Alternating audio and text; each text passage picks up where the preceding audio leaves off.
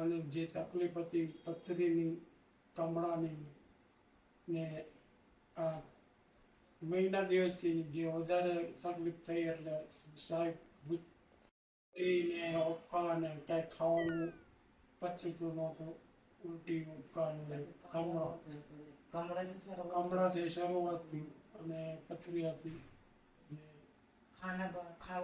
ભાવેશ સાહેબને ડૉક્ટર ભાવેશ સાહેબ ઓપરેશન કર્યું ને તેમાં મને ઓપરેશન બાદ રિકવરી મારા આવવા મળી અને આસ્તે આસ્તે સારું થઈ ગયું છે.